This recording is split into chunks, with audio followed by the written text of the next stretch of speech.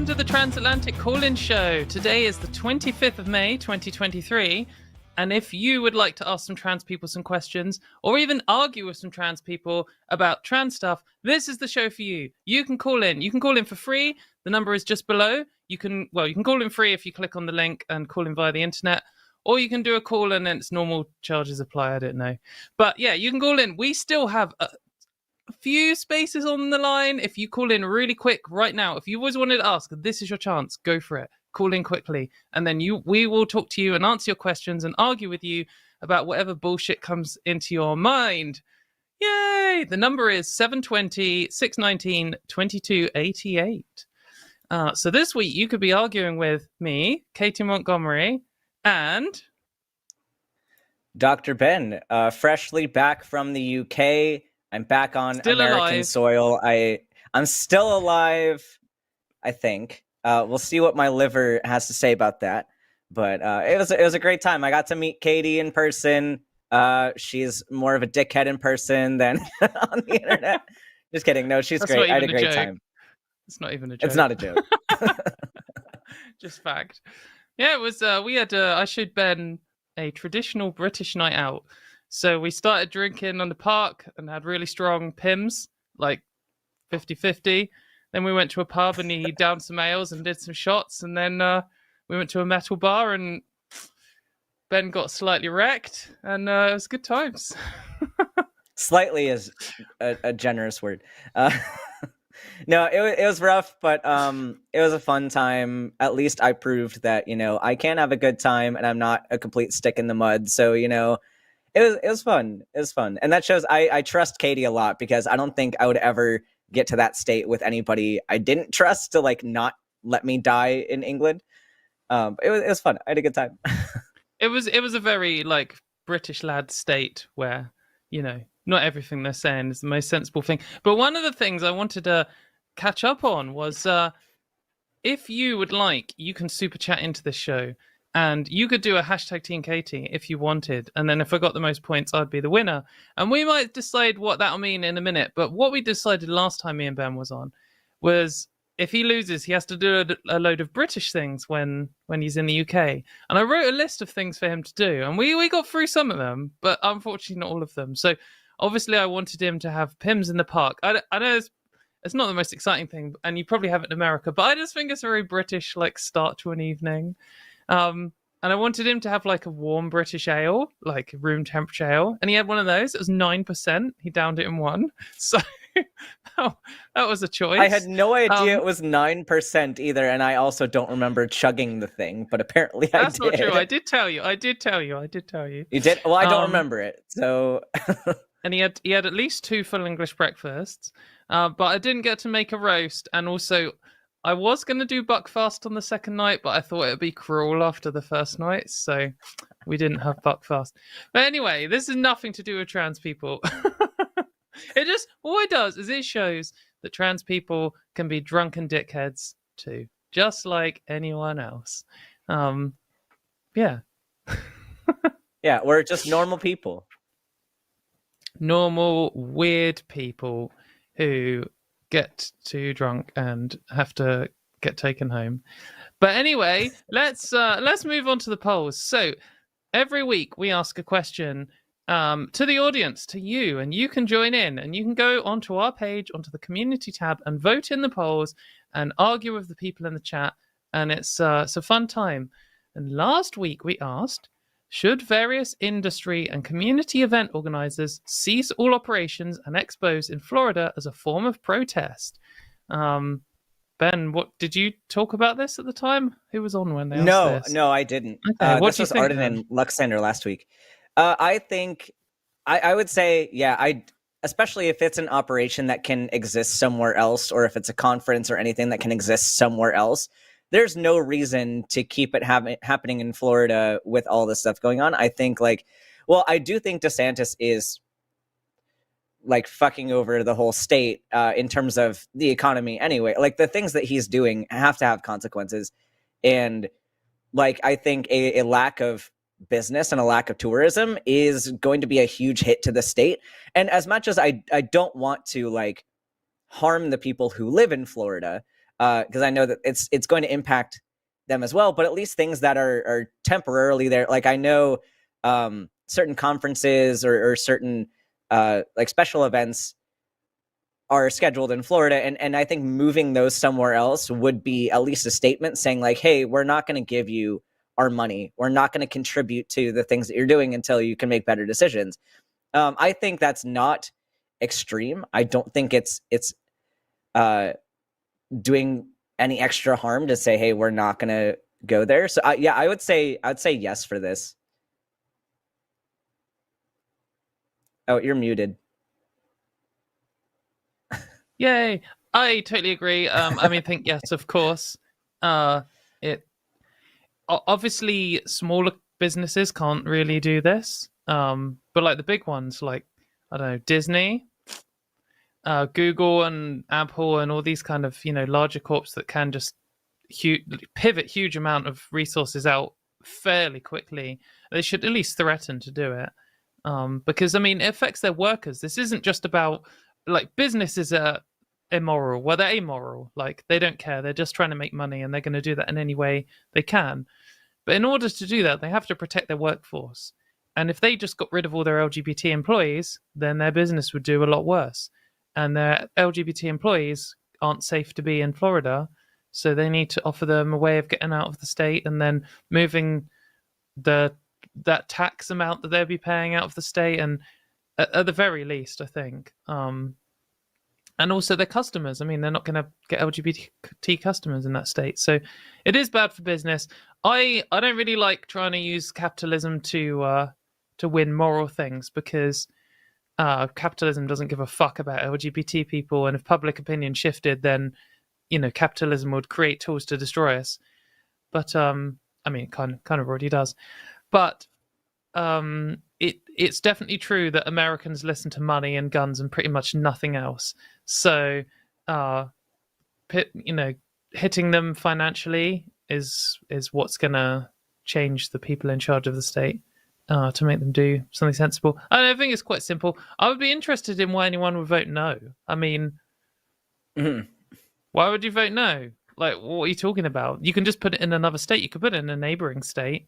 Not for free buses from Florida airports, like if it's an expo or an event or something. So well, I mean, sorry, I don't want to cut in. I know you hate that, Katie, but I'm going to do it anyway, Stokes to Stoke. The reason people said no that I could see was pretty much what Ben said, was that because this is originally talking about like a lot of atheist events and a lot of like reptile events and adult industry events hold their biggest group ups in Florida. And so we were just kind of talking about how that like, makes it so that somewhere else. Exactly, how trans people and queer people can't participate in their own industries in a lot of ways because of where these are located. And so a lot of people were saying no, mostly because of what Ben said, the way that affects like the local community and stuff. But anyway, yeah. What's that law of, is it Bertrand Russell's law when you eventually mention Hitler on the internet? I'm going to do it. But like the Olympics let Hitler host the Olympics, like the Olympic Committee let Hitler host. And I think that was a disastrously bad idea. I know they're meant to be apolitical, but if they're doing a genocide and invading countries and stuff, then pretending business is normal isn't apolitical. It's politically supporting them. It's it normalizes the extreme and insane stuff they do. And if you're like, oh, well, we're actually an atheist convention, so we're kind of orthogonal to LGBT rights because technically atheism is just a lack of belief in God. It's like, yeah, but you're just normalizing. You're saying, oh, well, if you just try to destroy 5% of the population, then actually we don't care and we're not going to do anything about it, and you'll get away with it and it won't affect you monetarily, and then it will just carry on, and then they'll pick on another minority and do the same thing, and then eventually it'll affect you and you'll be fucked because there'll be no one left. So I don't know. I don't accept the argument that, but it's our biggest one of the year. Like, well, fucking move it then, dickhead. Yeah. Anyway, that's pretty simple. Let's do this poll. Ben, would you like to read this week's? Yeah. Should businesses give in to anti-LGBT terrorism? Yes or no? And I know that this is especially related to Target right now, and probably also Bud Light and their Budweiser and all their shenanigans going on. But yeah, it's kind of frustrating. I mean, I have mixed thoughts about this because, like, on the one hand, I know that these big corporations, like, have never actually really been allies. Like, it's rainbow capitalism at best. Like, they know that they have a market to sell pride-related merch, and they're going to get a lot of money. Like, just like we were talking about with the whole Florida thing, like, these companies know that they're going to make a lot of money off of the LGBT community, and then behind closed doors, they're oftentimes donating to organizations that threaten our existence. So it's like they're publicly trying to make everybody happy because that's how they get the most customers. So it's, my feelings are mixed because, like, on the one hand, yeah, I think it's upsetting that Target and Budweiser have made statements and then, like, retracted them and have started being more openly against the LGBT community. But at the same time, I'm not surprised by it because they never really were allies. So I almost, like, I mean, they should stop the anti-LGBT terrorism altogether. Like, they should not go with it altogether. But that means they should also not be doing it behind closed doors. And honestly, I don't know, this may be controversial, but I'd almost rather see them take this stance openly instead of pretending like they're supporting the community. Like, I don't want them to do any of these actions. I don't want them to have this effect. But if they're going to either be publicly supportive and then privately trying to take away our rights, I'd rather them be honest about what they're doing so that we just stop supporting them altogether. Like, again, it's the using capitalism against them. I don't want to have to do it. But if that's the avenue we have to go, and if they're being open about hating us, then I'd rather the community purchase these pride things from organizations and from people that actually are supportive and allies. I agree with that, and I think that's like a moral position. Like just fucking pick a side and have some integrity and stop trying to double cross everyone. I think that makes sense. But at the same time, I think that having this kind of bullshit capitalist rainbow bullshit dance every single year that most LGBT people are annoyed about, I mean, it's teaching like straight cis kids and also LGBT kids and also straight cis people that being LGBT is normal. Like, we celebrate it every year. It's like Christmas. We just do it. Like, it's a normal thing to do. And we could say, oh, you're funding the anti-LGBT lobby, you shouldn't do this. And then all the businesses stop. And then we've lost some form of normalization. And I feel like the normalization is, like, more important than that. If Target donates, you know, $500 million or whatever to Ron DeSantis, that's bad. But that's like a short-term bad. Whereas the normalization, teaching teenagers today that, like, there's a whole month where everyone wears rainbows because gay people are fine, like, that's for life. That's going to affect them and their kids.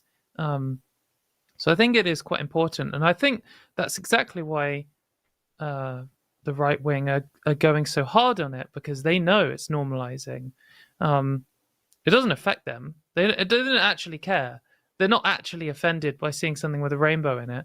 They're disgusted that LGBT people are being normalized through this. And they know they get huge funding and that supports their guys and stuff. That's not the point. They want us control society and, like, the social things, and that's where they keep talking about culture war. So I don't think that businesses should give in anyway, because I think it's bad for us. But I also don't think they should give in because it's bad for them. Because if you make a statement and then a load of, like, Nazis get angry about it and you back down, then they're just going to do it again. And you've just showed weakness. It's like, you know, giving into a bully or someone who holds, ransoms and kidnaps people or something. If you give into it, then they're just going to do it more because it's now, like, socially profitable for them. So I think it's a bad move. And I think that, I don't know, well, we might end up going to it. It depends how bad this LGBT backlash is going to get. I mean, maybe we'll do a full fascism rerun, and in which case they'll stop doing LGBT Pride Month. They'll stop doing it. Pride will be outlawed. Businesses will start doing straight pride or whatever, it'll be horrific for decades. So I think it is important we fight this stuff. Anyway, we've talked enough about fucking business. Who gives a shit? Let's. If you want to have your voice heard, you could call in, or you could send a super chat saying #team business is shit. That's me. This week, fuck you, Ben. You're American, so you're pro-capitalist this week. Yeah, that's definitely every American is pro-capitalism. Well, I feel like they probably are, but that was bait. Do you have a favorite call, or should we just dive in? I mean, there are a couple here that look very, very interesting. I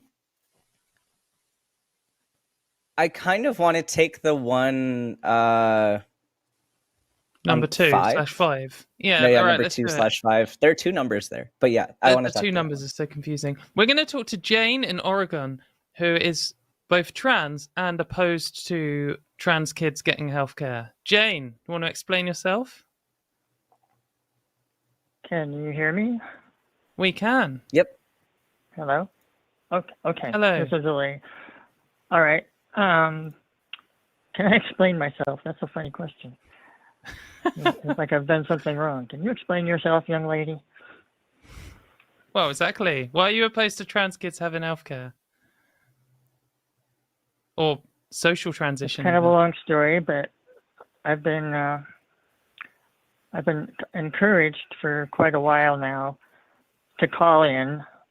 I don't express myself well speaking as much as I do writing, but people want me to call in because I'm opposed, and if they disagree with me, they want me to call in so that you can straighten me out.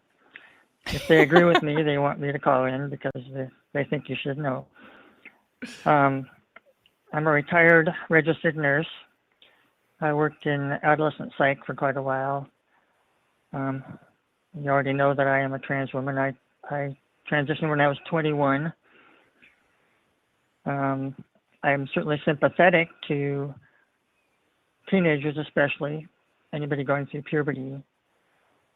But the problem is, I heard about, 3 or 4 years ago, that there was depending on the country, there was somewhere between 1,500% and a 4,000% increase in children, youth, minors, complaining of gender dysphoria and wanting to be treated for it.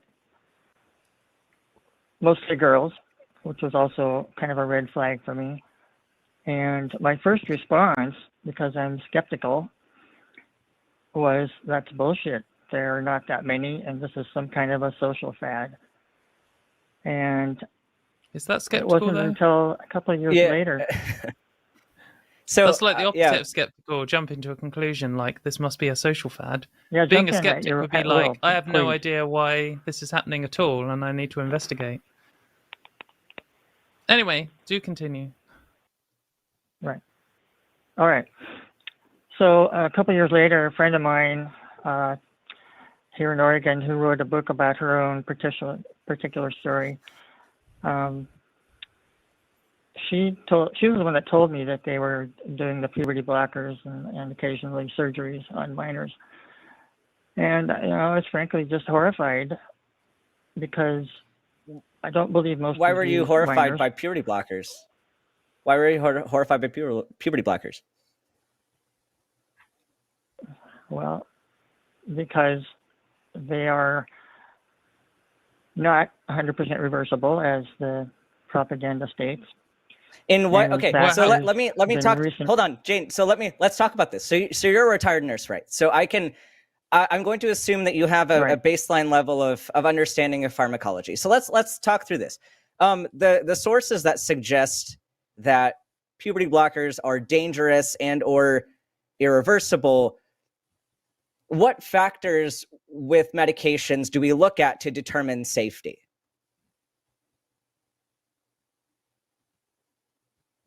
Well, you weigh, for one thing, you weigh the benefits against the risks, right? Yeah, but what specifically? But let's take any medication at all. What specific factors would make that medication dangerous versus not? Because you understand, right, that there are, with every single medication out there, there's a line of toxicity, like where it goes from beneficial to toxic, right? Every medication has that. So what factors do we use to determine whether something is safe versus not? Like, since everything can be either, what factors do we look at?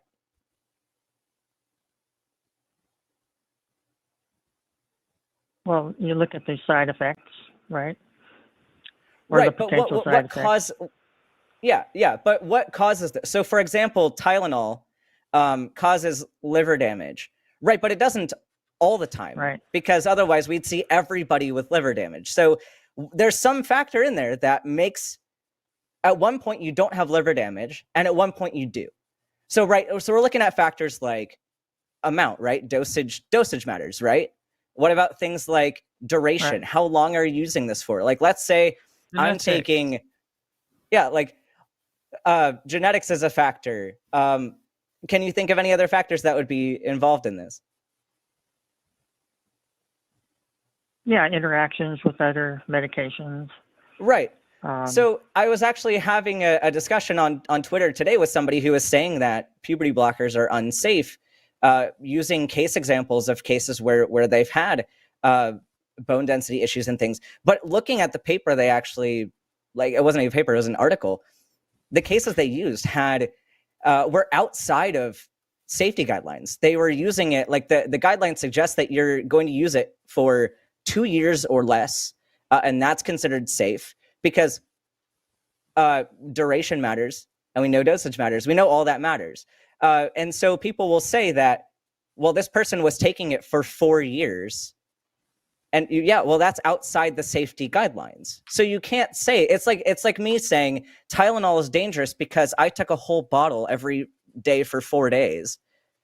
Like, yeah, that's going to be dangerous. But like, we can't take those cases where people violated the guidelines and then say that that's representative of the treatment itself. Like, we need to work, if we're going to say that a particular treatment is problematic, we need to look at the actual treatment for what it is. Right. And so what's with the particular cases you heard about puberty blockers being problematic? What were the contexts of those cases? Did you read them?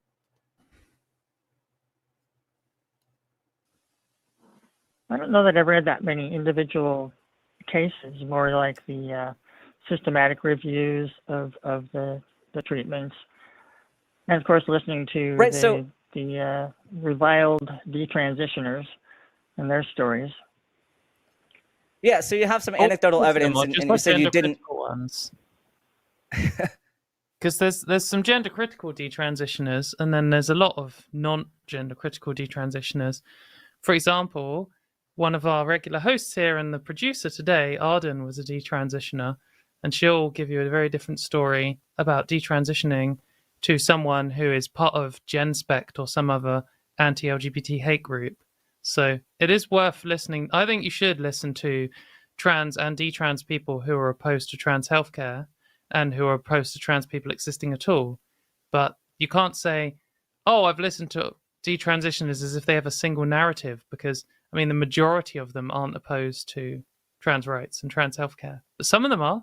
Some of the very loud, propped up by the right-wing hate machine ones are.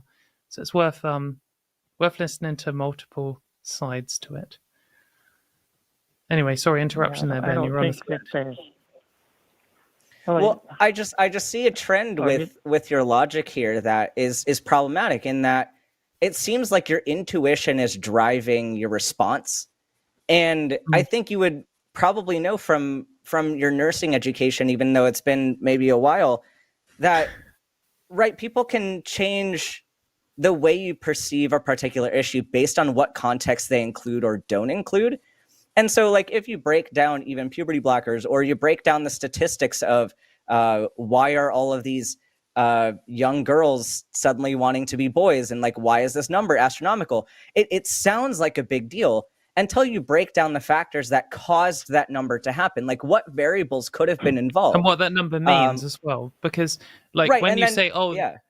there's like, oh, there's 4,000%, suddenly girls wanting to be boys. It's like, well, actually, it's a percentage increase, like just in the UK, to gender clinics who are referred to gender clinics, not who are like taken on by the gender clinics or who are diagnosed or who go on to transition. So it's a situation where suddenly parents are panicking, or teachers are panicking, or even people who want their kids to be straightened out and made into a straight cis person or whatever are, you know, suddenly hearing about this. So already, like, the numbers are not quite what they're being presented as.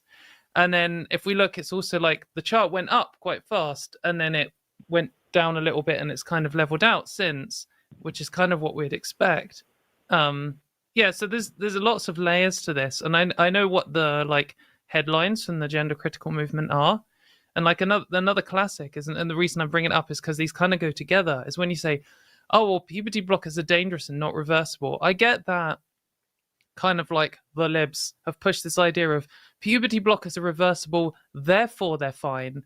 And then some people are like, well, they're not reversible, therefore they're not fine. And I just think that whole argument's a load of rubbish because, I mean, what does reversible mean? Can you go back in time? I mean, if you block puberty for 6 months, then you can't go back to being 6 months younger. Like, you've stopped puberty for 6 months, but puberty can then kick in afterwards.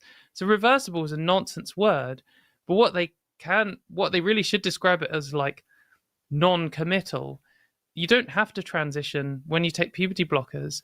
But the thing is, that's kind of already conceding this kind of bullshit idea that it's just a coin flip. You know, who knows what's going to go on? This kid, we put him on puberty blockers, we'll see what's going to happen. It's just a total gamble. You know, maybe we'll give him a different haircut and see how they feel about that too. Like, that isn't how it works, and that's not what the statistics shows. You know, kids only get prescribed puberty blockers once they've been diagnosed with gender dysphoria, or whatever the equivalent condition is in whatever country.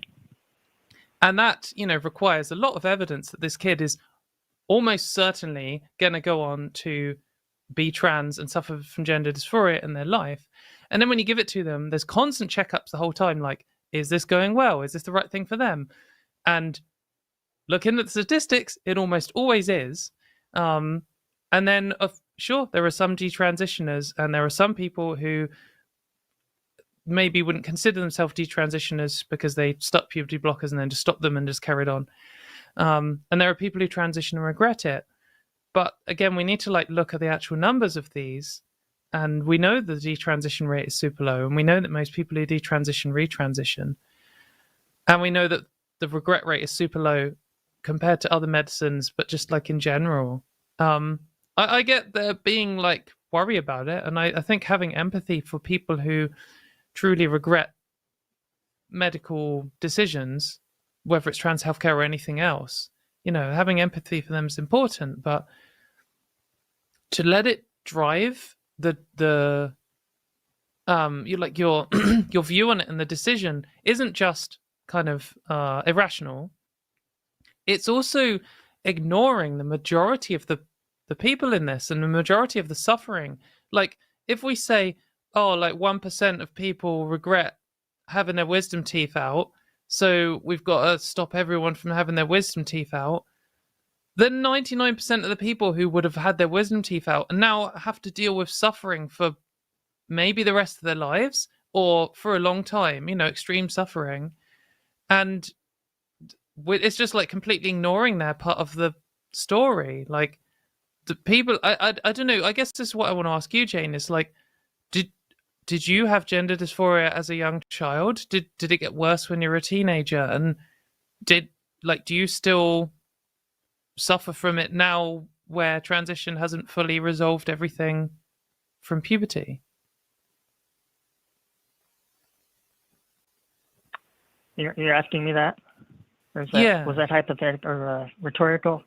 You want to know? No, sorry, that was a real question. Yeah, did you, because I Okay. transitioned in my 20s as well, and I'm quite happy with my transition, but there's still something. I'm giant and I don't have any hips, And both of those things, if I don't block myself from thinking about them, can cause me dysphoria, and it's horrible. And if I transitioned earlier, that wouldn't be the case. I mean, do you have some kind of? Do you feel that too, or do you not have that as part of your mindset or life? Sorry, I laughed because you said you were giant. You don't look giant. I guess it's just I'm only seeing your face. So, how tall are you, if I might ask? 183 centimeters, or 6 whole American freedom units, or just short. So 6 feet. Yeah, basically.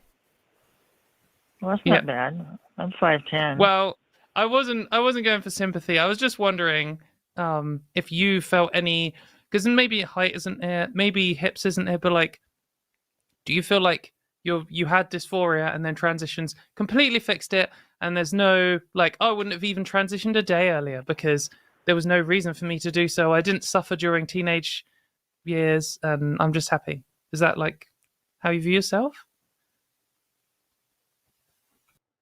Well, to tell you the whole story is the first time I remember even being alive, I was hiding in a closet in my sister's dress. So it's kind of been it's almost poetic, isn't it? At least a submerged literally hiding in the closet obsession for as long as I've been alive. It wasn't it was just sort of my little secret through my childhood, grade school.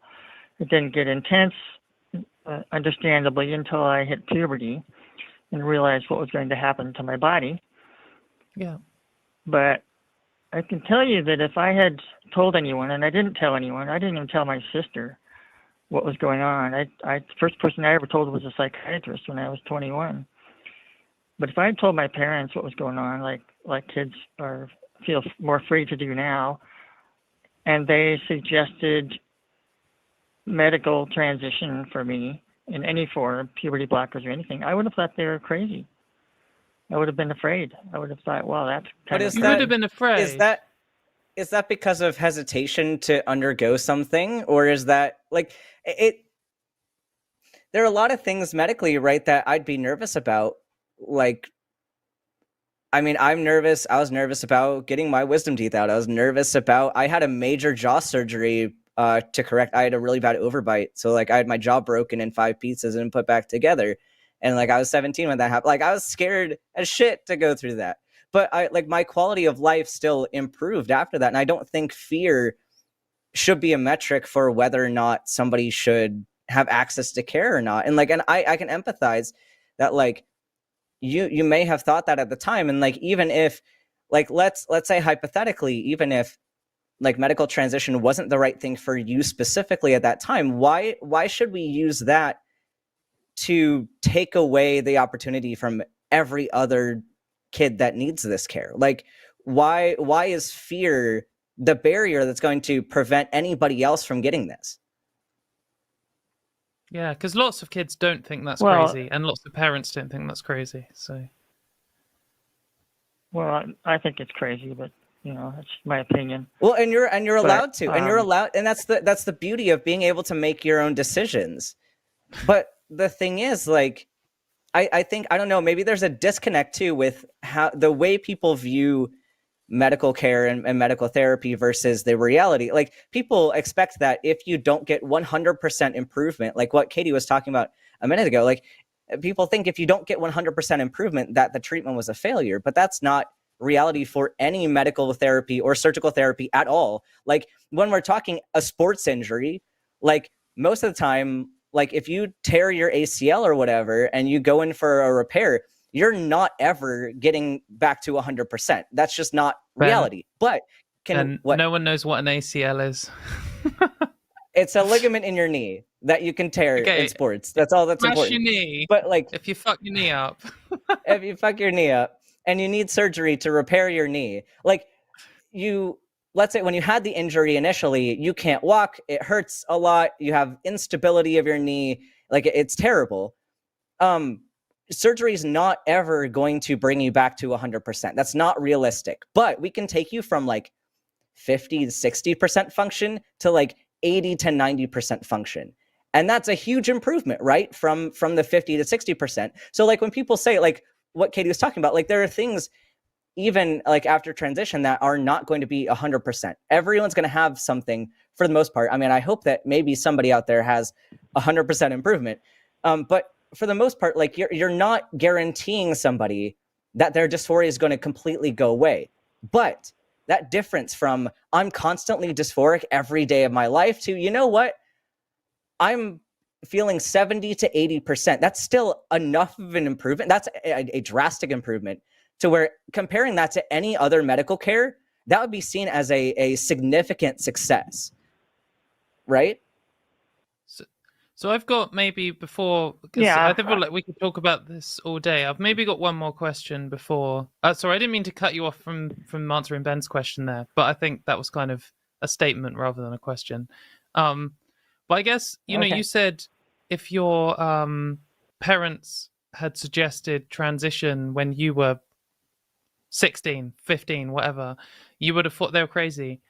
If like we lived in the world that was in the mind of people like J.K. Rowling or something, and instead your parents forced you to transition. Imagine your life was exactly the same, like you were still you, but you were forced to transition at 16. Do you think that you would regret transitioning? Like, do you think your life would have turned, like, do you think you'd no longer be trans? No longer be trans. Wow, that's interesting. Well, to answer like, would one you of become your a earlier detransitioner? questions quickly here. Yeah.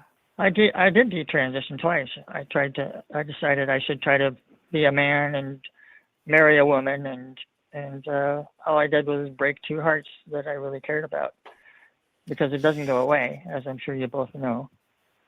No, but, and we know when someone is about adolescence, you know, between 12 and 16 or whatever, we know at that point, if they have all the signs of gender dysphoria, it's not going to go away.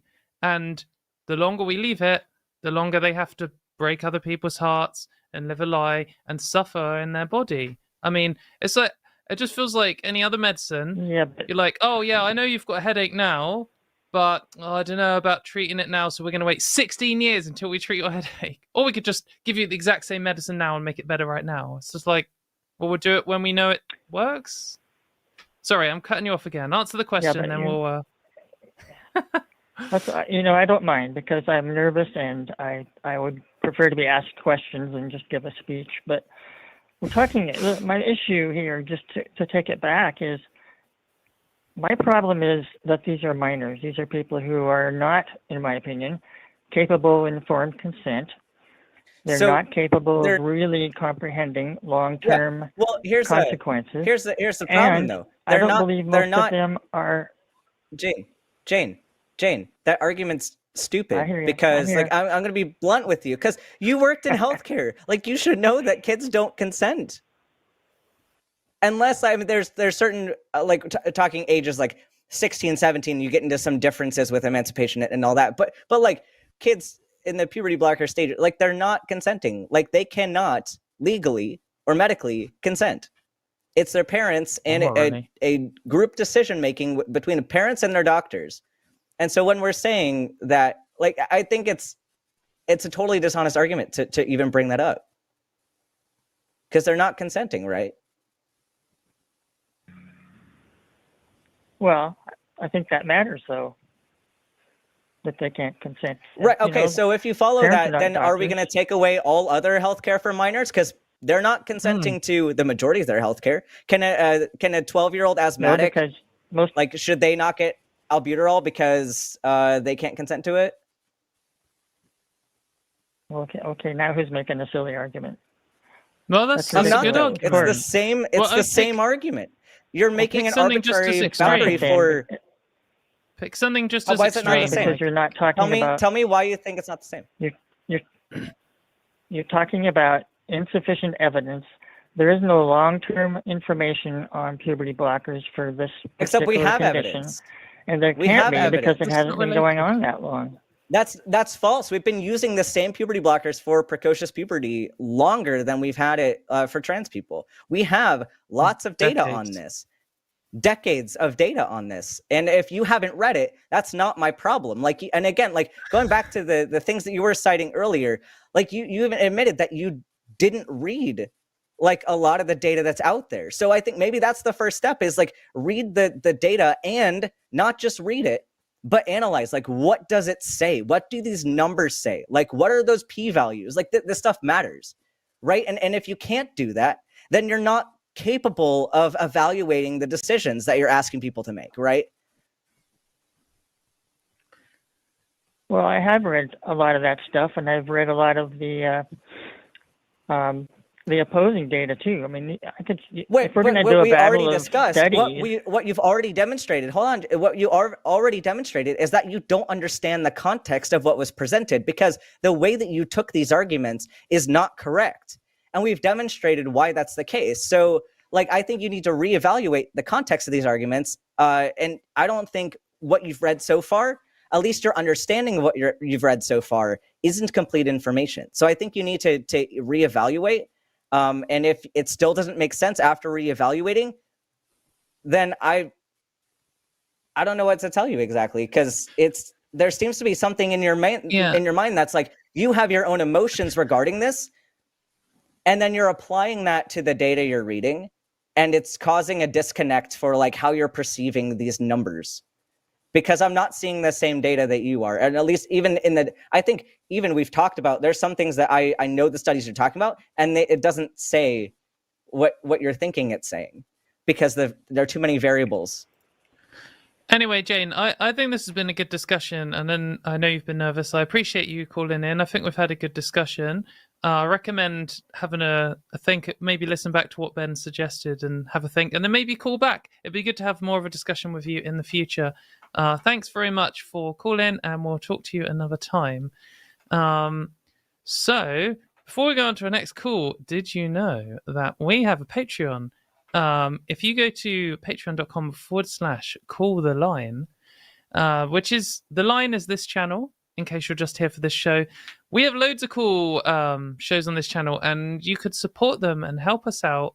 And that's how we're able to do this show, is because people support the line via Super Chat and via our Patreon.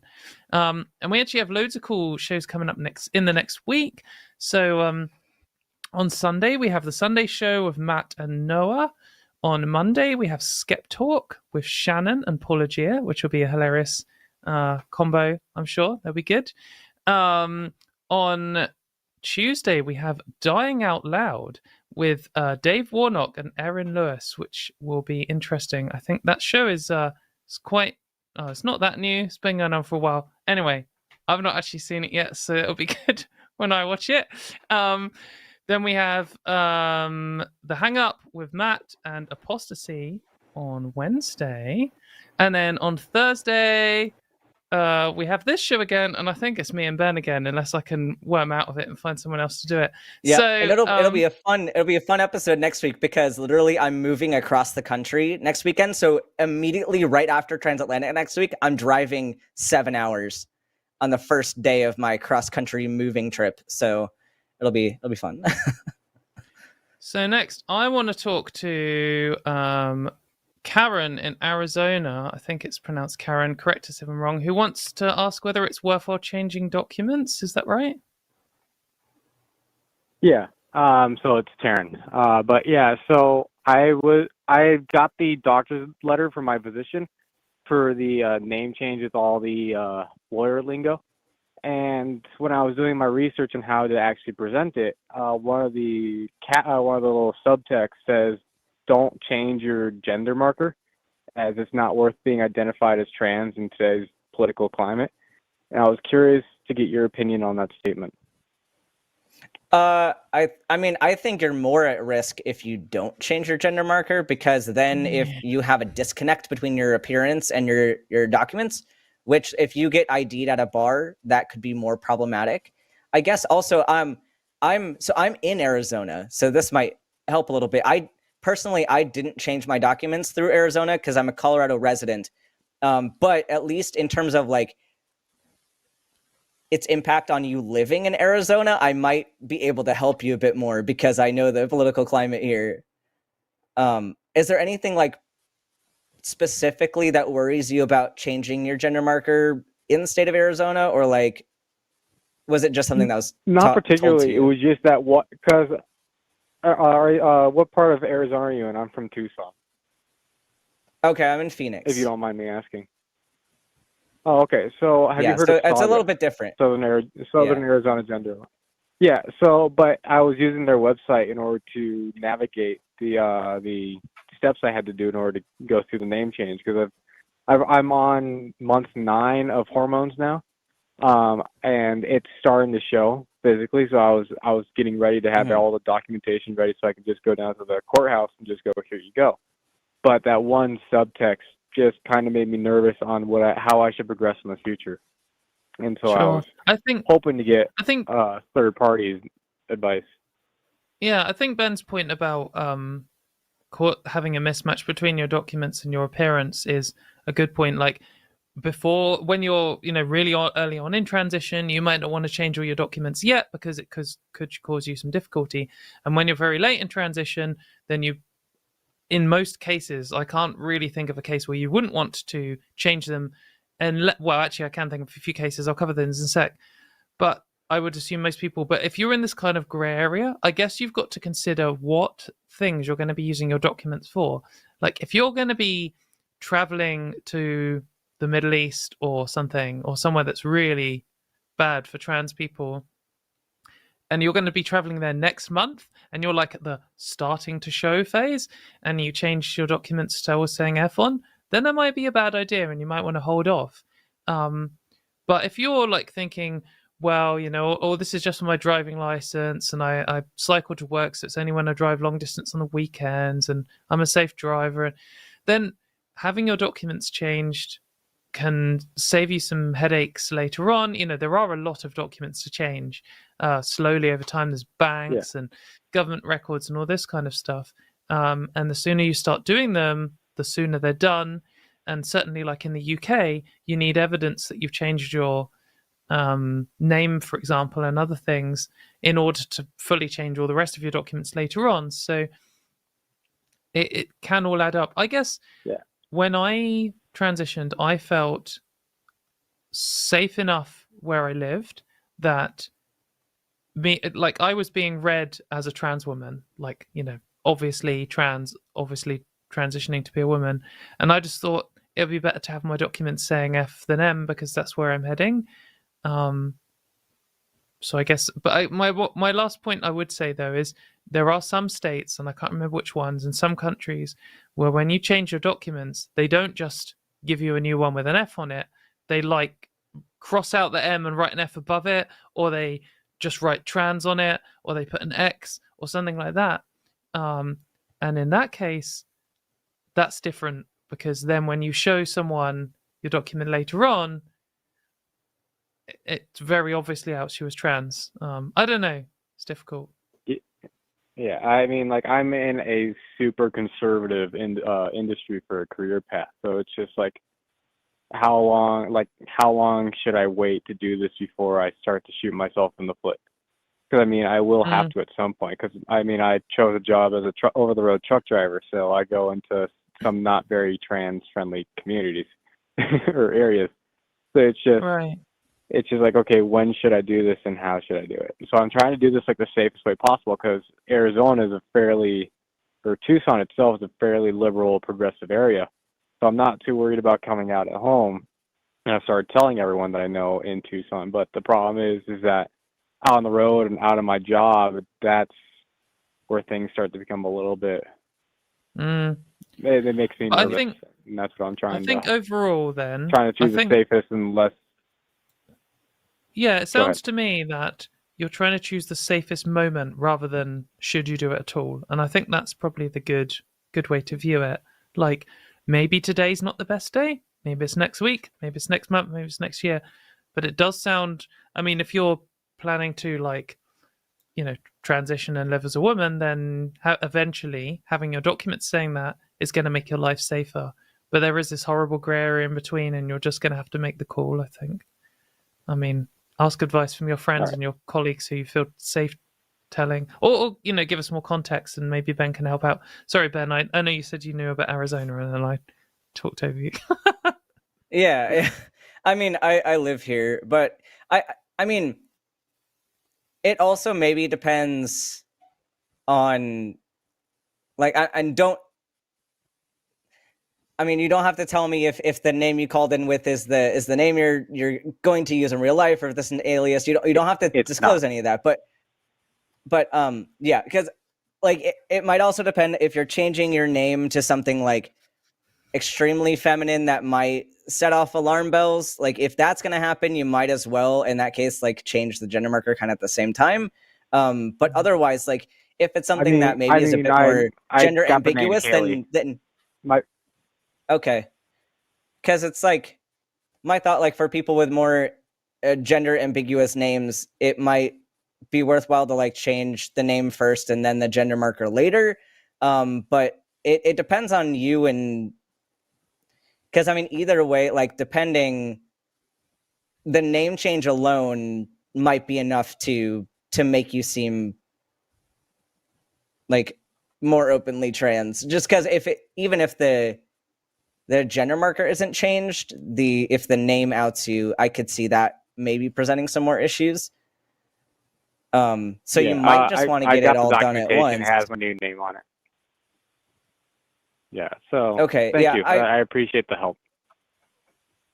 Yeah, I mean, and take some time to think about it, because you can do it in multiple steps. You don't have to do it all at once. It might just be easier to do it all at once, because then you're not having to get multiple documents. And I know in the US, almost everything has a fee associated with it. So it's like, I mean, do you want to buy a new license multiple times? Yeah, so it might be worth it to just do it all at once. But again, like weigh your own safety out for yourself.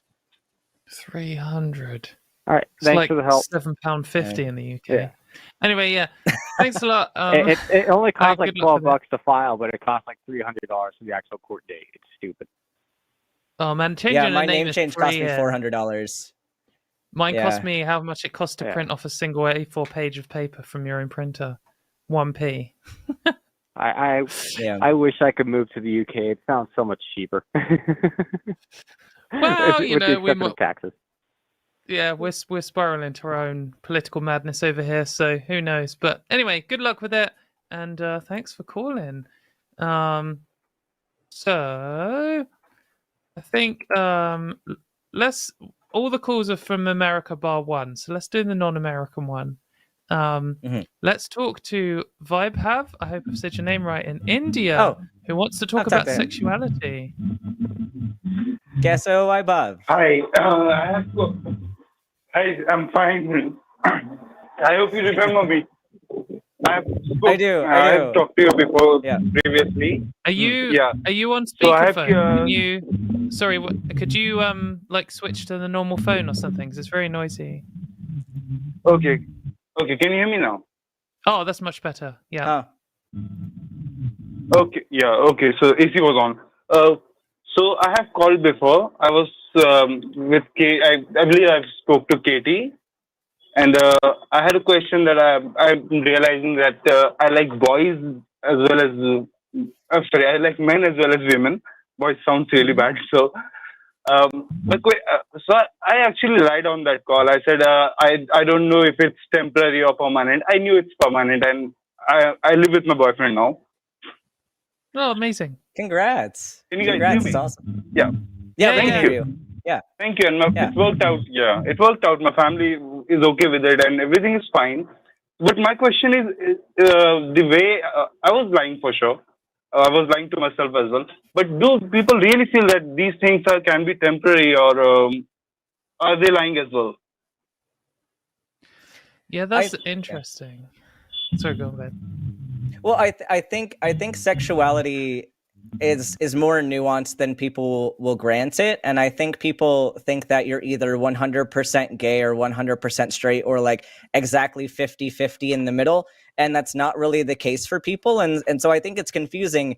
I know it was for me in trying to figure out my own sexuality, because I right now would call myself bisexual, but I have very different attractions to different people based on how they present. Like I have a very visceral attraction to feminine presenting people, and I'm very I'm more demi when it comes to masculine presenting people. I have to get to know them better, and it's not as common for me to be attracted to them.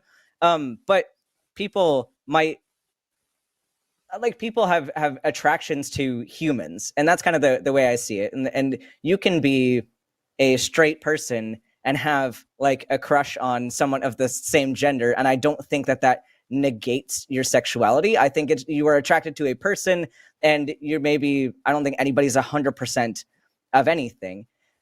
So like, I think it's the confusion of people thinking that the second that they have a crush on somebody of their same gender, then that makes them like absolutely 100% gay, and that's like not how this works.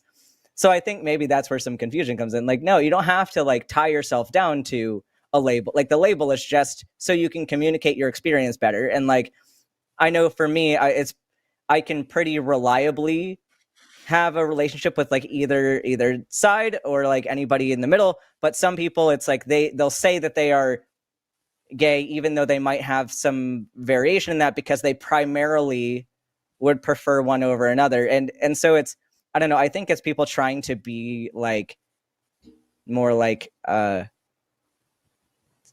don't know how to describe what I'm saying. My brain's losing it. You're very being quite optimistic, Ben. I totally agree that there are some people who panic and then they're not sure, and then it just turns out they're exploring. I think there are a lot of people who are strongly in denial about their own sexuality, and well, I think there's that too, but because if you watch, it's so common, it's like a meme that the most outspoken, Christian pastor who hates homosexuals and all this kind of stuff is found with male call boys or whatever. I mean, that it just happens all the time. That not so much like, I don't want to feed this kind of myth that all the most homophobic people are secretly gay, but some of them are, and they do lie to themselves in a really extreme way. And I think most of the people who probably lie to themselves aren't that extreme. They just, especially if you're bisexual, you just kind of want to repress one side of it because it's scary for a lot of reasons, particularly if you live in a really conservative place, about what that means for your future. And it's much easier to lie about it to yourself in the short term than it is to kind of face up to it. I don't think everyone who says, oh, my sexuality was a phase or whatever, is lying to themselves. Some of them, like Ben, say explore, and some people say their sexuality has changed over time. And if that's the case, then that's the case. I mean, fair enough. It's not always an experiment. It's not always a lie. Sometimes that just seems to happen to people. But I do think, in my opinion, from my experiences with talking to people about LGBT rights, that probably most of the people who say they think sexuality is a phase or whatever, they probably are lying to themselves. So I don't know, what kind of, have you met any other people like that? Do you have the same feeling?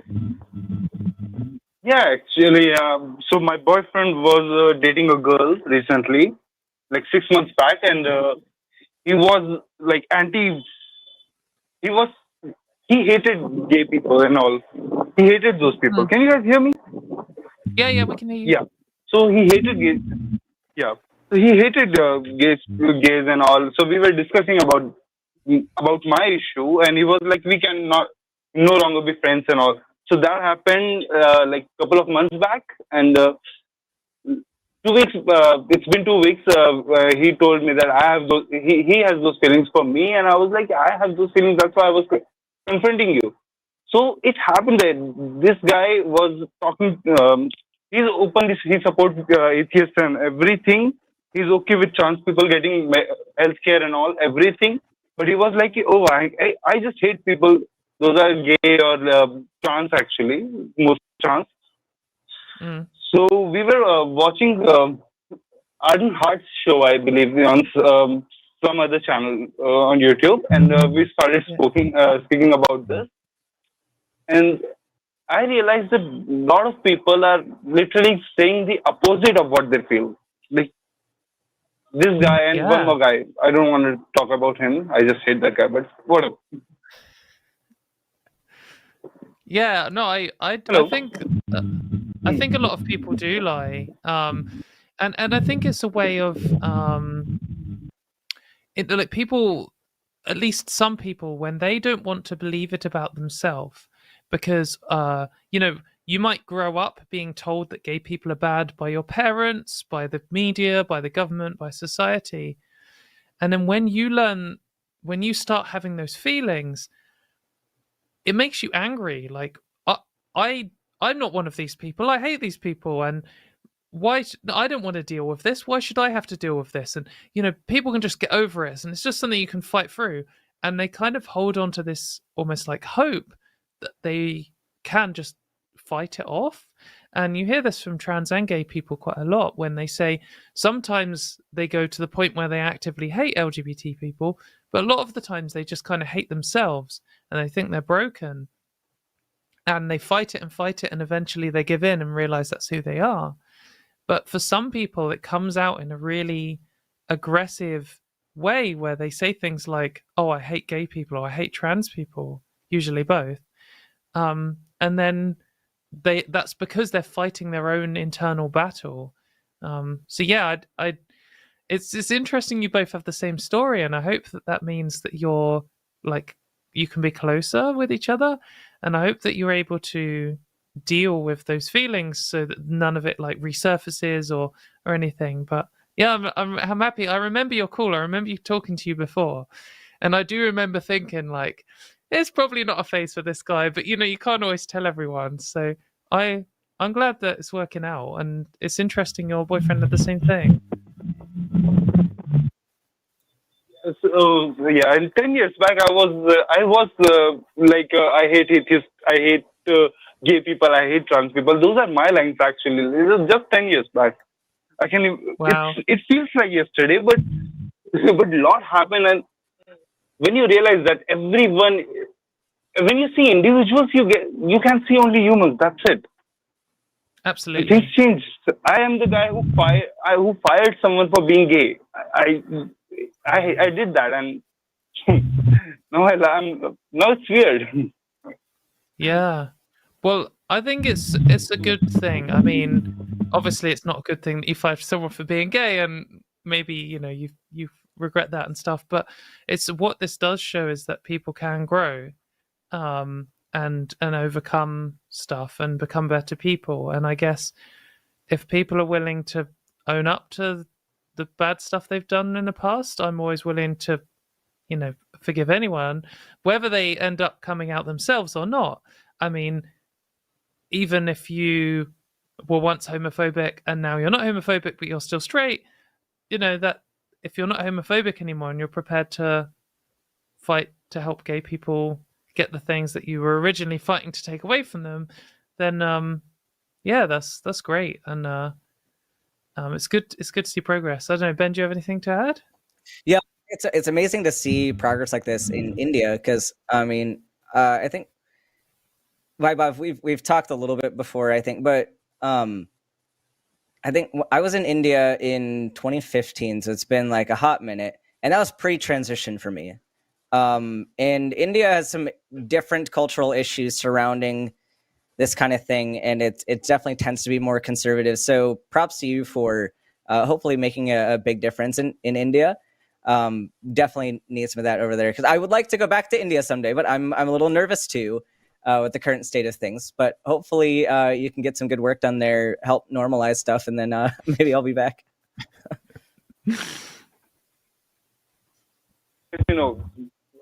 I'm subscribed to your channel as well. So. Yeah, well, we'll figure it out. I'll be back someday. Sure. All the best. Yeah. Katy, you should come to as well. I would love to come to India. Definitely. I'll bring Katy to India. We'll make it happen. Yeah. I'll bring Katy. It'll be amazing. We'll come to your Let's wedding. Let's make it happen, guys. I have in India it's still illegal, so if you can bring I believe okay, Aron. If you can bring Aron, let's do it. Okay. All right, do That this. sounds deal. great. He can The whole officiate my team. wedding. Yeah, well, thanks for Translate. Yeah, I have your like call. 100 people. Yeah. Yeah, thank you guys. Thank you so much. It feels really nice talking to you guys. No, it was really good to hear from you. I'm Thank really you. glad things are going well, and I hope we hear from you in the future. So, yeah, great. Yeah. Talk to you again. If there's any Bye. progress, I'll let you know, guys. Thank Okay, you. great. Bye. That was a nice call. Oh, I'm really pleased he's called in. That was really good. Oh yeah, definitely. Um, Like hearing his progress. right. Well, let's pick a garbage one and flip things up. Which one do you want to do? See, there's a few I here I kind could of- talk about. I Yeah? kind of want to take the one that's 3/6. Okay, yeah, let's do it. Right. Yeah. So we're going to talk to. If the button works, the button's not working for me. Sorry, you're going to have to press it. We're going to talk to Nico in Pittsburgh, who wants to ask if gender dysphoria is necessary for transition. My whole thing's totally crashed. Is it working for you? Right, it's working now. Right, Nico, we have you on. You got it. Hi. So I just recently allowed myself to question my gender, and having a lot of confusion. I'm sorry, you probably hear my birds in the background. Herbs. Having a lot of confusion, and I don't know if it's because it was such a foreign idea to me growing up in a traditional Catholic family.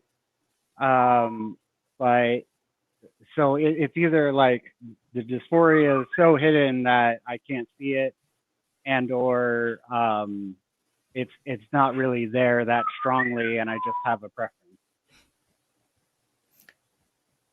Yeah. I guess. Yeah. Here, Katie, you There you can go. go if you want. Oh. Yeah. Okay. With this, like, do you have gender dysphoria thing, and people argue about gender euphoria and all this kind of stuff. I mean, how bad do you think you should be suffering in order for you to do what you want to do? I mean, sometimes I feel like there are some people pushing this idea of, unless you're suffering so much you can't go on, then that's the only time you should transition. And anyone who transitions from a state like less painful than that, it's kind of like a poser, and they don't really deserve it. And why should they transition? And why can't you just get on? And I just think that's bullshit, because really, certainly if you're an adult and you want to transition and you're confident it's not going to make your life worse, then why? That's enough, isn't it? I mean, you don't rush into something, and you've got to understand the risk is in terms of healthcare, but then also the risks is in terms of regret and all of these other kind of things. But if you're like, you know what, if I just did this thing, I'll just be happier, then like do it. You don't have to be suffering in order to resolve it. I mean, that's how I view it. I don't know about you, Ben. Yeah, no, that's similar. Like, I am not in the camp that believes dysphoria is necessary for transition for a lot of the same reasons that Katie is saying. Because, especially as an adult, you can do what you want. It's your life. You're the person that has to drive this weird meat sack for the rest of your life. And nobody else has to live in my meat sack. So I want this to be like the meat sack that I'd like to live in for the rest of my life. But I think we get into some weird debates, and this is one that I've been having to fight against for like weeks now, with this like one dog pile I've had on Twitter about needing gender dysphoria in order to transition and stuff. And people are assuming that you only should get medical care if you have some kind of disease or some kind of abnormal state, which is a problematic way to think about healthcare. I mean, the whole goal, like the way that I see medicine, is not merely to help sick people. I mean, that's part of it. but like the goal is to help people live their lives the best that they can and to be as happy and as healthy as possible. And so the goal is to improve their quality of life, whatever that means. And so like if you break this down, like just by definition, you have, okay, yeah, transition is like medical care. So what does that mean? What does it look like to improve somebody's quality of life? There are plenty of medical interventions that we provide on people who are not sick, right? Like we do a lot of screenings, we do a lot of like well child visits, like which a lot of that is parental reassurance on like, yes, you have a baby, it's okay, your baby's fine, here's what you need to watch out for, all that. Like that kid's not sick, but we're still providing them with vaccinations, we're providing them with a lot of different medical therapies, even if they're not sick. And that's because not having these things down the road is going to make them feel better. So we can't just limit medicine to sick people, because I think that takes away from the intention of medicine. But even like one example I was just thinking of, like, and this is maybe also a cultural difference too, and just, I mean, we can get into the nitty gritties of like health related things with this, but like we could. I had braces. Well, no, but I had no, but I had braces for years and years. Like I ended up having jaw surgery, but that was like an actual medical necessity. But in terms of like braces, it's common in the U.S. especially to get dental braces, and you could look at that and say this is a medical intervention that is improving quality of life, like especially socially, especially in the U.S. culturally. People look at you differently when your teeth are straight versus when they're not. And it's a big self-confidence thing. So it's something that even if you don't get some, if you're not sick and you don't get some like drastic medical benefit from it, it does improve your quality of life. And it is a medical intervention that we say, okay, you feel this way about your unstraight teeth, and having them straightened is going to make you feel better. And that's normalized in the US. But somehow you compare that to like, okay, I can give gender transition to somebody who maybe doesn't have like full on dysphoria, but has like, I would feel better if I looked like a girl or I looked like a boy. And like, that's kind of similar. Like maybe you don't have this objective, like you are suffering absolutely. But we can still measure an improvement in your quality of life. So I think that's meaningful. And I think we shouldn't take away, like we shouldn't expect somebody to live at, like we were talking about earlier with sports injuries, like we shouldn't expect somebody to live at 50%, 60% functioning when they could be living at 70, 80% functioning. Or even 99 when they could be 100. I mean, it's only got to be a 1% improvement, and it's worthwhile, isn't it? So, exactly. Well, depending on the cost and etc. I also think there's like a philosophical point here of, we can easily create this dichotomy of sick people getting healthcare and then people who aren't sick getting healthcare. But who we decide is sick is like, I mean, that's something that we've made up, really, isn't it?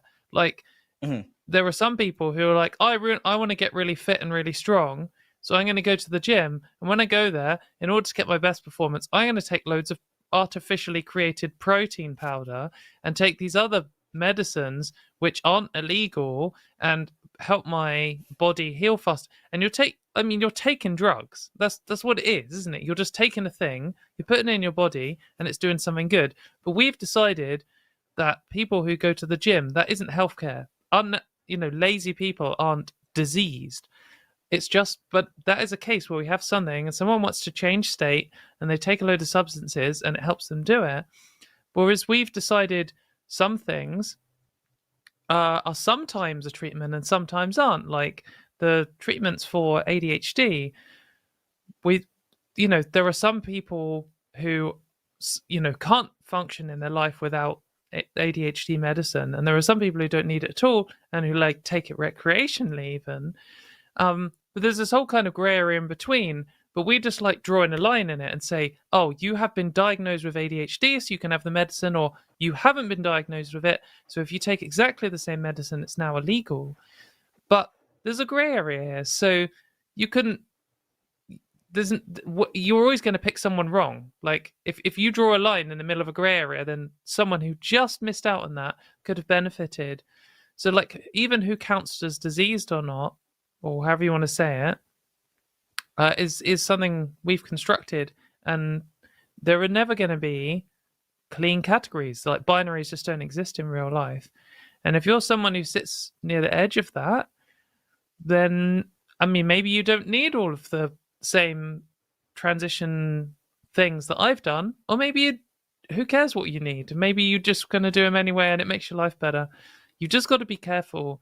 And I just think it's easier, although obviously everything is much harder when you're suffering, at least the decision to relieve the pain is easier. Like if you're bleeding, it's very easy to justify an emergency surgery. Whereas if you're not bleeding, you're not really suffering, like deciding whether you want a surgery or not is more difficult. So, Yeah, and I mean with that, like there's a lot of, at least behind the scenes in medicine, there's a lot of argumentation that goes on, especially for people in those gray areas. Like, sure, you can cite these specific diagnostic criteria for whatever condition you're looking at, but there's always going to be times when you have somebody in that gray area of like, okay, well, they don't technically meet all of these criteria or even like the minimum amount necessary to give them a diagnosis, but based on the mechanism of the treatment and the symptoms they have, it's reasonable to say that they would probably have some improvement if we gave them the therapy anyway. So there's, of course, a lot of debate that happens, and different doctors are going to work differently with how they respond to those gray areas and when they're going to take that risk.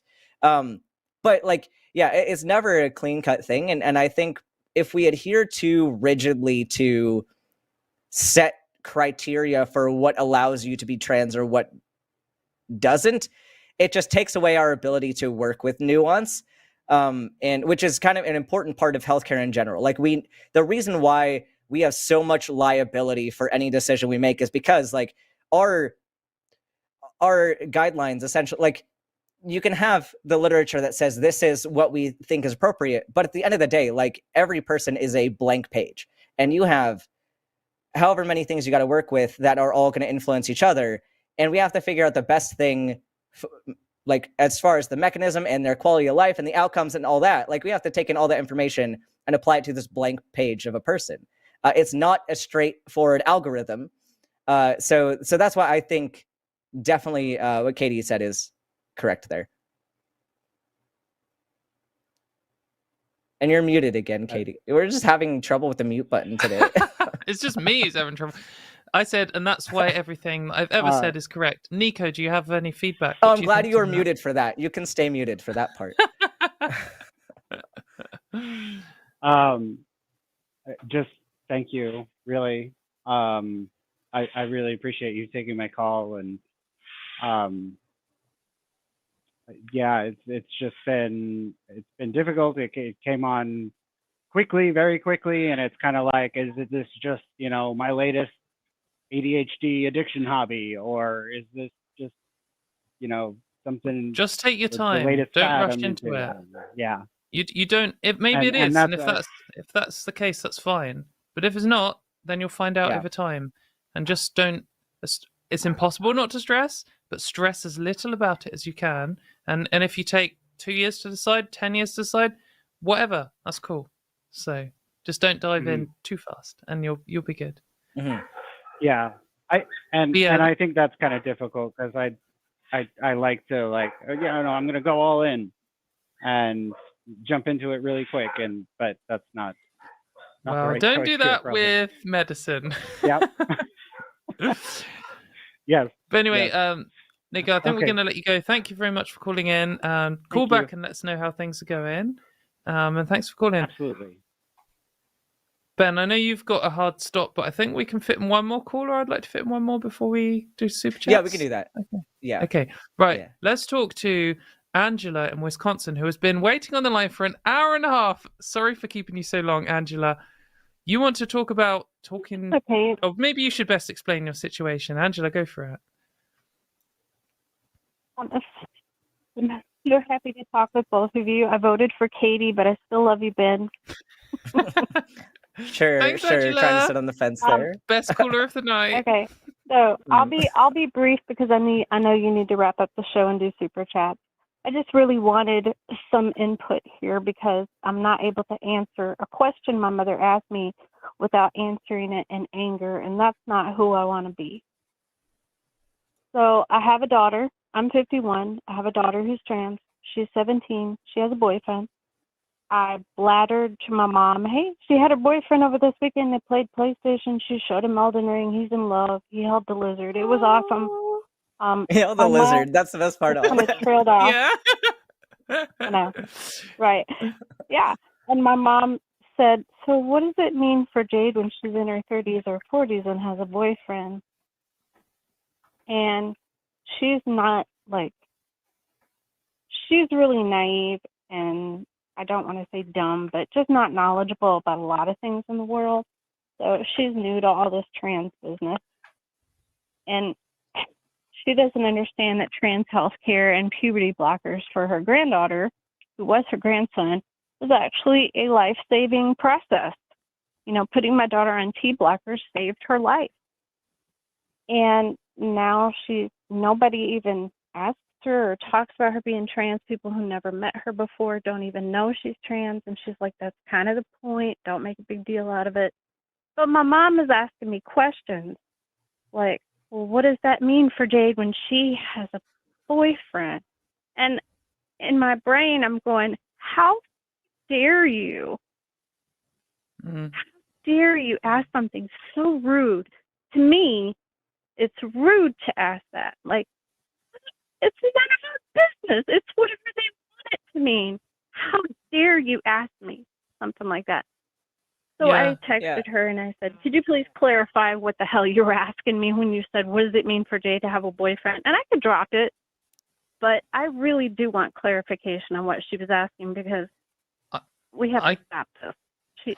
I understand, and I think that like lots of people have never encountered a trans person or a gay person, and they want to ask questions, and they don't know what. Like some people are hateful for sure, and they know what they're saying, and they're doing it to wind people up. She flat out told me the only reference she has for a trans woman is Eddie Izzard, who I'm a huge fan of. But if that's all she has, she's going on. She has very little education about the trans community. I think you need to hang on a sec. You need to like take that in mind and just think and assume good faith. And it can be frustrating, and people ask these really rude things sometimes. But I kind of take a step back and stop seeing myself as someone who is being challenged and asked personal questions about my genitals or whether I can have a child or something when I get older. And my solution to it personally, and maybe Ben has a different one, is to go into like this kind of robot answering mode where I sort of like switch into an educator, and it's almost as if someone has said to me like, I don't know anything about space. Tell me about the planets. And I'm like, well, did you know there's actually 8 planets in the solar system, but there used to be, and like you just rattle off all this bullshit. And when someone says, break it down Barney style. Yeah. And if someone says something like, you know, well, what happens when she's 30 and has a boyfriend? Then you could be like, well, this, you know, maybe it's a bad faith. And they're trying to say, well, what are they going to do? She'll be worthless. She won't have kids. Or you could just be like, well, I'm going to go into fact mode and I'm going to answer with such like, I'm going to give them everything. And either they'll be really interested and they'll learn loads, or they'll be like, wow, okay, if I ask a question about trans people, I'm going to get a fucking half an hour essay answer and I'm never going to ask another question again. So either way, it works out for the best. And you can. That actually did happen. I kind of. Yeah. I mean, I think it's good, and I think it's fine to do. And when you've done it enough times to the people you love, they learn enough, and they realize, wow, I don't know anything about this, and they go and read about it themselves. Because sometimes they just think, oh, it's not that big a deal, it's just one little thing, and then they ask a question, they get this huge answer, and they're like, oh wow, okay, I need to go and learn. So you can say things like, oh well, obviously, you know, trans women aren't going to be giving birth to their own children, but loads of families adopt, loads of people foster. Not everyone wants children. That's a decision for people to decide later on. You know, you could even look out and find some parents who one or both of them are trans and say, here's an example of a family, and in their situation, a lady who's a trans woman, she met a man who already had kids from a previous marriage, and now they've raised those kids together, or they adopted a child together, and you can give all to these me, examples. it's no different than someone who just biologically can't have children. I mean, Yeah, and you can say I that. feel I would. my mom has a tendency to put her nose where it doesn't belong, so it didn't feel like an honest question.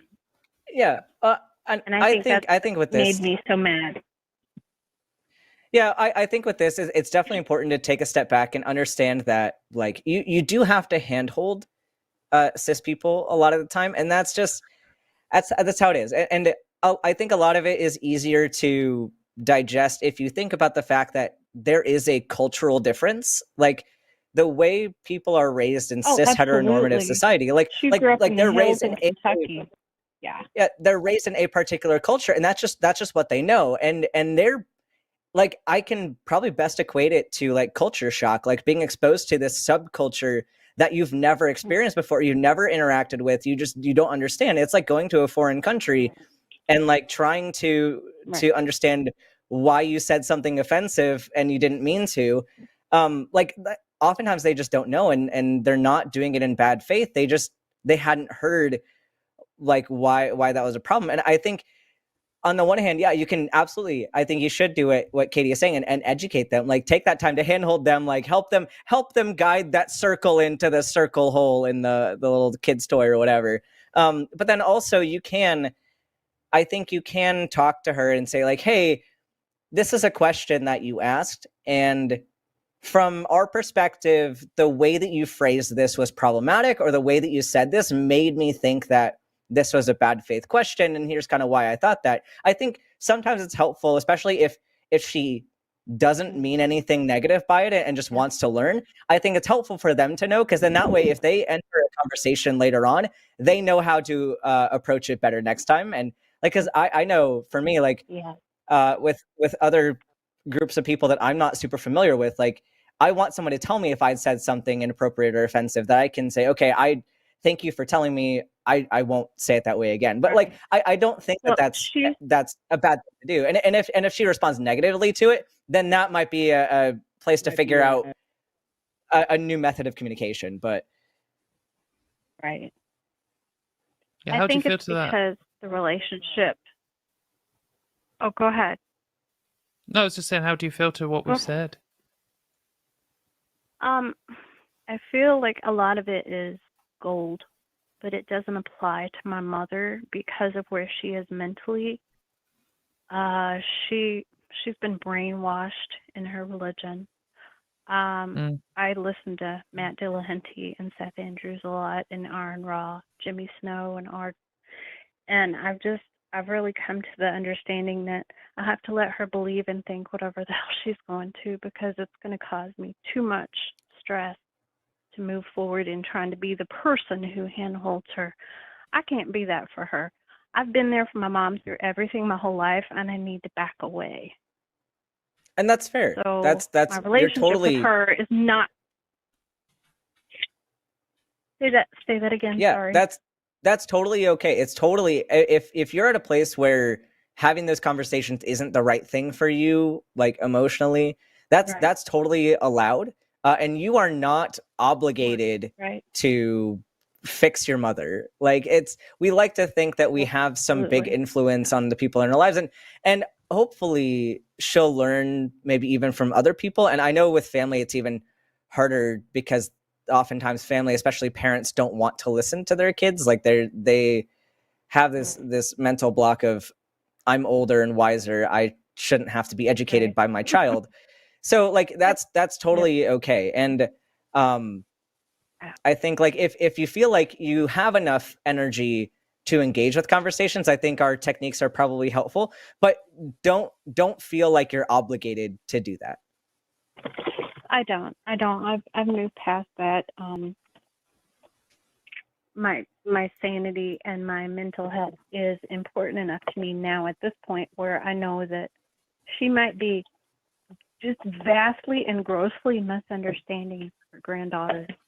And I'm just going to be okay with that. May just be the way it is.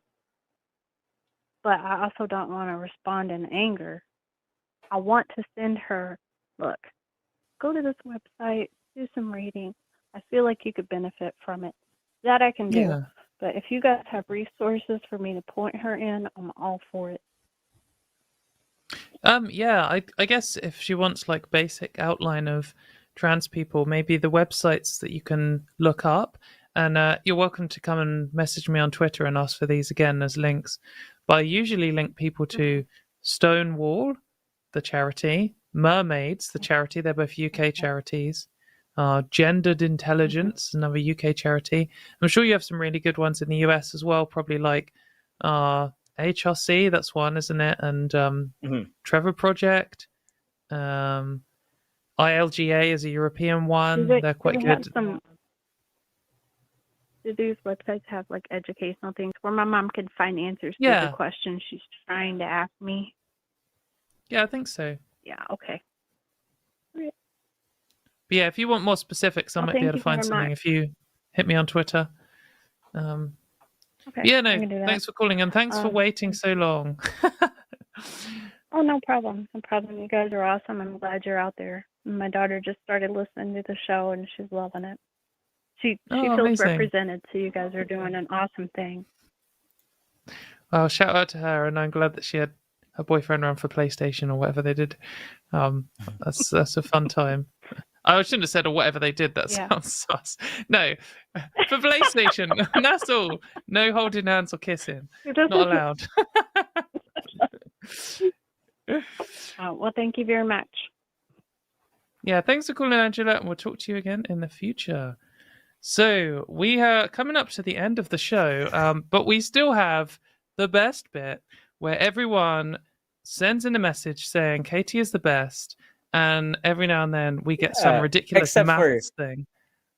Except for Katy's dropping biological truths about dwarf planets in the side chat. So cancel if you her. think Cancel Katy. If you think Pluto isn't a planet, then your vote is for me this week. Hashtag Pluto is not a planet. Well, it's a dwarf. I agree with you though. It's a dwarf planet. Well, that's too late. You're not allowed to agree with me because we have to have a dichotomy for everything. Well, no, we already know that I'm because I said the phrase meat sack several times, and that like went on and on in the chat. So I'm team meat sack this week. If anyone wants to vote for team meat sack, it's fine with me. I'm happy to not be team meat sack. Yeah, if you'd like to super chat $5 or more, we're about to read them out. Now is your time to do it, and maybe do a sympathy vote for Ben, who threw up all over himself and in my car, absolutely everywhere, very early in the night, and then carried on like a trooper. I am the only person that works on this show that has thrown up in Katy's car. That isn't Katy. So I was going to say I have. That isn't Katy. I'm sure you have. No, but out of the rest of us, I have reached that milestone. I should get the merit badge for throwing up in Katy's car. So far, because everyone's going to get someday it eventually. Someday Arden will throw up in Katy's car, and it'll be great. I won't be the only one. I'm gonna make every induce vomiting so that I can fulfill this legend now. It's got to be from too many shots. Ben downed a 9% pint and then did 2 lemon sours or whatever. No, they were. It was like a double vodka with lemon juice in it. Did 2 of them back to back. So that might be why it happened. Ben was like, I didn't do any shots. I didn't have a pint of ale, and then we showed him the video, and he was like, "Oh, that's what I did." That. Anyway, let's go to these super chats. Do you want to go first or second? Yeah. $5 from Larry Fishman. The liver is evil and must be punished. The unofficial motto of the Minnesota Renaissance Festival. Everyone here, at least everyone that watches my Twitch, knows that I love Renaissance festivals. Like I love Renaissance festivals. So that comment made me happy. $10 from Seven Dust Lady. Voting for Katy, but I love you all. No hashtag, no point. Oh, I've got a point. Okay, the oh no, she took it back. Why did I say that? negative 4 for Katy. Leave the negative 4 up. I like that. I can still win starting from -4. I know the Pluto haters will show up. Over to Did- you. It's back to me. Okay. $20 from Alessa Nguyen. Has it ever occurred to anyone when visiting Orlando that when Mickey Mouse is waving at you, he's actually trying to say is, please someone get me the fuck out of here. These people are fucking crazy. John Oliver.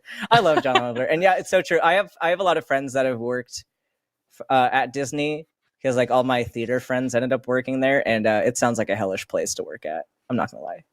Yay! Yeah, it does pay. I hope that's a new John Oliver. I haven't seen that one of his. $4.99 from Nuzzy D. Hashtag Team Dr. Ben taking us to medical school.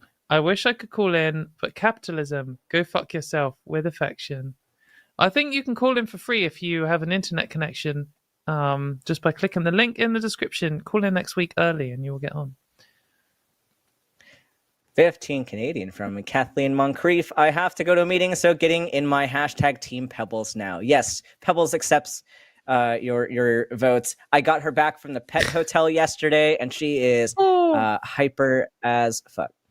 So I thought you were going to say Pebbles accepts Canadian dollars then. I was like, oh, she does. No, does she Pebbles run? accepts bribes from everybody. Yeah.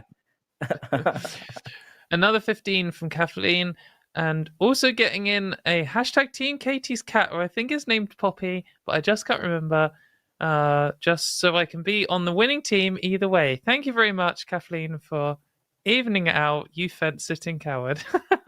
I met Poppy, and she has mixed feelings about me. But it seems like she has mixed feelings about a lot of people. She does. You have to win she'd her be affection. Like, well, she'd be like, touch me. And then she's like, no, stop. And I was like, okay. And then she like make me follow her around the house. And then she's like, no. She's currently sticking her bum in my face. Thanks, Poppy. I don't need to see it. Mixed. Wait, you did this one? This Every is a time you say different next. Kathleen Moncrief one. Yeah. I read this one out just now. Okay. That's why we're talking about Every Poppy. time Katie's. So another spicy story from the weekend. Anytime, so like we're sitting at Katie's house, and like Phoebe had got me all of these like crisps for me to sample because I needed to try all of them. And so Katie's just like a crisp fiend. Just like she had one, and then she's just like next, and then we have to throw her another one, and then she's like next, and like so every time she says next, like you have to throw a bag of crisps at Katie. So I'm starting to do some dieting. I wanna get in a better shape. But I had that weekend off, obviously, because I was drinking a lot. And then Phoebe turns up with like 50 different flavors of crisps. So I just had all of them. Like I just had all the crisps. And then in one evening I was a little bit drunk, and they were like, I don't know, it's like that scene in The Simpsons where Homer goes to hell and they feed him all the donuts and then run out of donuts. It was literally just that. Yeah, this one's yours. $10 from Bryce Aroni. What is up, Bryce? I know Bryce. Hey, Dr. Ben and Katie, thanks for continuing to shed light on this issue. Keep up the good work. Thank you for your support. £5 from Denim. I just want to thank the call screener for being patient. For some reason, my mic isn't working with Firefox today. I'll try again next week. Hashtag Katie. Thank you very much. Yes, very frustrating. I had mic issues again today. It's just relentless. And yeah, definitely shout out to the call screener. We'll give them a proper thank you at the end. Yeah. $9.99 from Ramona. I do a weekly movie night with my friends, and I recently made them watch Brokeback Mountain. All of them cried hard. When have you guys ambushed people with emotions like that? Hashtag Team Katie. When have you ambushed somebody with emotions, Katie? When I came out to him, I was like, when I was coming out to all my friends, basically, it's kind of the story here, but I got very drunk and invited them around, and they probably thought they were coming around for a fun time, and then I was like, ah! So that was a, emotion ambush. Done a few. Yeah, I mean, I've emotionally ambushed people when I told them what my mother said to me for the first time when I came out, and not in a good way. It was a bad emotion bomb. But anyway. Next, crisps, please. £5 from John Harding. I really want to support Ben today, but Katie has a better background. Hashtag Team Katie. Thank you very much. The space. That's just where I need to pick a cooler background for next time. $9.99 from J.R. Ward. Hey, Ben and Katie, love you both. My question is, are cross-dressers suffering from gender dysphoria? Some of them might be, but it's not a criterion to cross-dress. Yeah, I mean, it depends why someone's cross-dressing and what that means in the cultural context that's in it. But like, for some people, it might be they have some mild gender dysphoria and that's their way of like letting it out. Some people, it's them just wearing what the fuck they want, and they don't describe it as cross-dressing, and people who think they're cross-dressing are just trying to enforce gender roles. There's a wide range of things. I think it's just down to the person and what they want out of wearing whatever clothes they're wearing. So, I mean, this is a men's t-shirt. It had an M on the label, so, but I did slice and dice. I had a fun time with gender labels on my uniform shoes for the Army. I had to get because I have really small feet, and the shoes are the same for the dress uniform. And I was like, okay, well, they have my size in women's. It looks exactly the same. And so I pick it out and I go to the counter and they're like, are you sure you want these ones? I'm like, they're exactly the same shoes. Like, nobody is going to be like, do your shoes have an F or an M on them? I was like, I'll just buy it. And they're like, are you sure you don't want to get us to order some men's ones and then swap them out? Like, they're exactly the same. And they just could not process that. The men's ones need to have a fighter jet on the box, or men won't buy them. I think that's the difference between men's and women's razors, isn't it? Mm-hmm. Is this mine? Who is? Yeah, I'll go for it. Yeah, I'll read it. 10 pounds from Jackie Greenland. Next time, get Dr. Ben into darkest Somerset on the farm fresh rough cider. # Team Katie. Is that? Oh, that's England. We didn't have any proper scrumpy cider with bits in it. I let you down. I think it would have broken you to a new level of broken. I next time. did. Well, okay. Well, I got a picture of some in Brighton. I found a candy store. I was just walking around. I found a candy store and they had the scrumpy cider hard candy, but I was like, leave it to the Brits to give unappetizing names for all of your food items, because it was scrumpy cider flavor rocks. I was like, yeah, flavor rocks sounds so appetizing. I really want to eat those now. Yeah, that's pretty. I mean, yeah. Well, you have cheese in a can, so you can never get other people for food. Come on. But you eat our rubber cheese, so I do. I ate it all. When you left, there was a whole pack left, and I just ate the whole of it in one go because I only had a few hours left before I had to start dieting again. $5 from Domestic. Pluto is a planet, but # Team Katie. That's just wrong. It's biologically wrong. Planets are biological. Deal with it. And it's a strict planet binary. at birth. There's no debate. You can't. If you're born a planet, you'll die a planet. $5 from Aubrey. I don't know how to pronounce this. Why was Soissons afraid of 70? 70 nuts. It's French, isn't it? It's a language. Okay.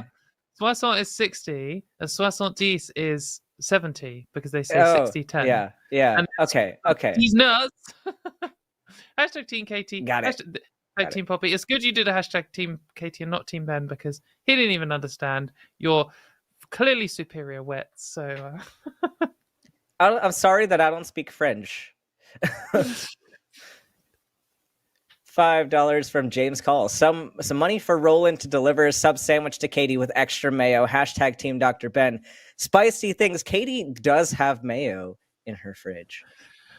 In my fridge, and I explained why. It's Katie because my brother and sister-in-law were living at my house, and they spent too long in Japan, and I had to get the special Japanese mayonnaise. It's disgusting, and I haven't thrown it out because it might move back in. And just what, Japanese mayo is the best mayo. It's the best mayo. Disgusting.